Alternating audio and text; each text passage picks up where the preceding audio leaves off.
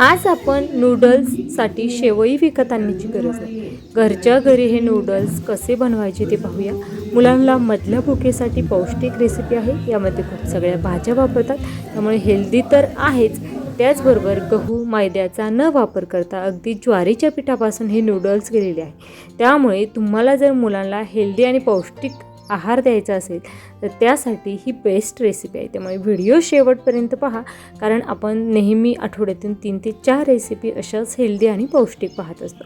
So हाय, मी कविता. मी तुमच्यासाठी घेऊन येत असते दररोज दुपारी 12 वाजता झटपट तयार होणाऱ्या हेल्दी आणि पौष्टिक रेसिपी. त्यामुळे चॅनलला सबस्क्राईब नक्कीच करा. आज आपण ज्वारीच्या पिठाचे पौष्टिक नूडल्स कसे बनवायचे ते पाहूया. त्यासाठी या ठिकाणी घेतलेलं आहे 1 वाटी ज्वारीचं पीठ. कोणत्याही एकाच वाटीच्या मापाने मोजून घ्या. त्यासाठी लागणार आहे पाऊण वाटी एवढं पाणी. त्यानंतर या ठिकाणी कढईमध्ये पाणी उकळण्यासाठी ठेवायचं. पाण्याला छान दणदणीत उकळी आलेली असायला हवी. यामध्ये टाकायचं चिमूटभर मीठ. पाणी छान असं उकळल्यानंतर यामध्ये टाकायचं ज्वारीचं पीठ. हलकंसं ज्वारीचं पीठ हे मिक्स करून घ्यायचं. अगदी खूप जास्त मिक्स वगैरे करण्याची गरज नाही, कारण आपल्याला उकड घ्यायची आहे. त्यामुळे अशा पद्धतीने हलकं असं मिक्स करून दिलं तरीही चालणार आहे. त्यानंतर या ठिकाणी झाकण ठेवायचं आणि 1 मिनिटासाठी गॅस चालू ठेवला होता. त्यानंतर लगेच गॅस बंद करून 10 मिनटं मी तसंच झाकून ठेवलं होतं. 10 मिनटानंतर आपण हे सगळं पीठ परातीमध्ये काढून घेऊया. त्यानंतर आपल्याला छान असं ते मॅश करायचं. खूप जास्त गरम आहे, त्यामुळे हाताच्या साहाय्याने मला ते मॅश करता येत नाही. त्यामुळे अशा पद्धतीने मॅशरच्या साहाय्याने सुरुवातीला ते मॅश एकजीव करून घेतलेलं आहे. त्यानंतर आपण छान असा मऊसूत त्याचा एक गोळा तयार करून घेतलेला आहे आणि या ठिकाणी आपली उकड करण्यासाठीची कणिक तयार झाली. आता आपल्याला ज्यामध्ये हे शेवई बनवायची आहे त्यासाठी अशा पद्धतीचा सोऱ्या घेतलेला आहे. त्यानंतर अगदी मोठं छिद्र असलेली या ठिकाणी प्लेट्स यामध्ये ठेवली.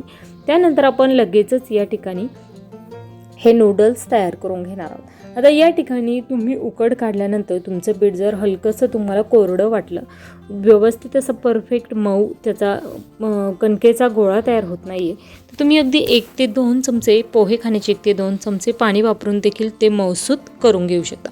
परंतु त्यापेक्षा जास्त मात्र तुम्हाला अगदी पातळ असं पीठ करायचं नाही. हे पहा, अशा पद्धतीने छान अशा नूडल्स आपण तयार करून घेणार आहोत आणि साधारणतः 2 व्यक्तींना पुरेल, 2 मुलांना पुरेल अशा पद्धतीचा पोटभरीचा हा नाश्ता तयार होतो.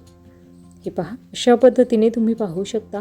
पाणी आणि उकडसाठीचं पीठ याचं प्रमाण परफेक्ट आहे, त्यामुळे शेवई देखील छान परफेक्ट झाली.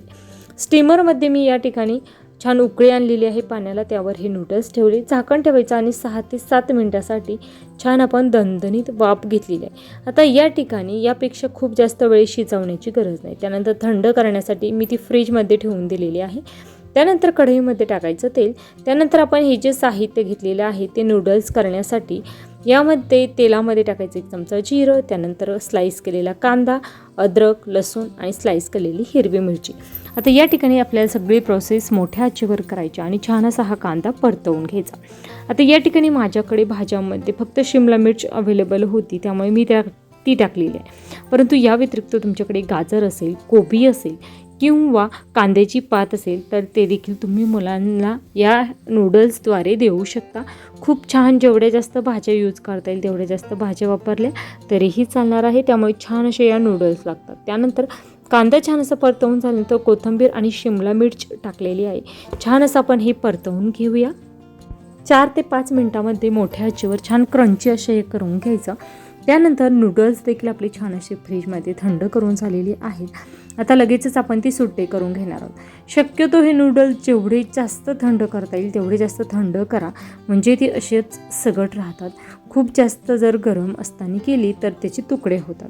त्यानंतर यामध्ये टाकूया red chilli sauce, soya sauce. छान असा मिक्स करून घेऊया.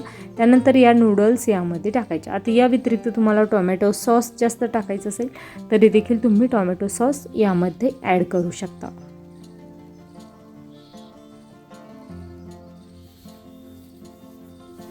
हे पहा, अगदी मोठ्या आचेवर छान व्यवस्थित अशा आपण ह्या मिक्स करून घेतल्यानंतर यामध्ये आपल्याला चवीनुसार साखर टाकायची 1 चमचा. या ठिकाणी रेड चिली सॉसची टेस्ट जी आहे ती मला थोडीशी कमी वाटते, त्यामुळे आणखीन थोडासा सॉस मी टाकलेला आहे. आणि रेड चिली सॉसचा जो तिखटपणा आहे तो बॅलन्स करण्यासाठी थोडीशी साखर टाकणार आहे. त्याचबरोबर सॉसमध्ये देखील मीठ असतं, त्यामुळे आपल्याला मीठ टाकताना अगदी थोडंसं मीठ टाकायचं. त्यानंतर आपण बारीक चिरलेली कोथिंबीर टाकूया आणि छान असं मिक्स करून घेऊया. या ठिकाणी नूडल्स तयार झालेले आहेत. गरमागरम आपण छान सर्व करूया. रेसिपी करून पहा, कशी झाली ती कमेंट बॉक्समध्ये कळवा. रेसिपी आवडल्यास लाईक, शेअर आणि सबस्क्राईब करा. वेळात वेळ काढून माझी रेसिपी शेवटपर्यंत पाहिल्याबद्दल धन्यवाद.